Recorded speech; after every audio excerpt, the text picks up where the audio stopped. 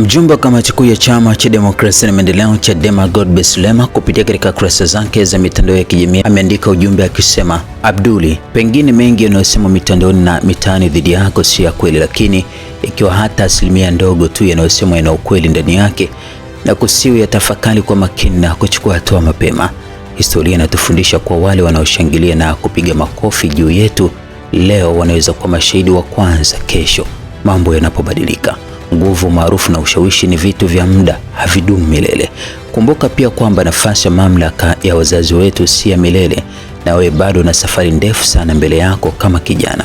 Hekima kubwa ni kujenga heshima, uadilifu na jina jema mapema kabla mazingira kubadilika. Mungu huchelewa wakati mwingine, lakini haki yake haipotei. Ikiwa kuna jambo lolote lisilo sahihi, kurekebisha njia mapema ni busara kuliko kusubiri wakati ambao marekebisho yatakuwa magumu zaidi. Huu ni ukumbusho wa kimungu kwa nia njema. Sijui hata kwa nini nimeandika, lakini kesho huwa inafika. Aliandika hivyo kupitia katika kurasa zake za mitandao ya kijamii.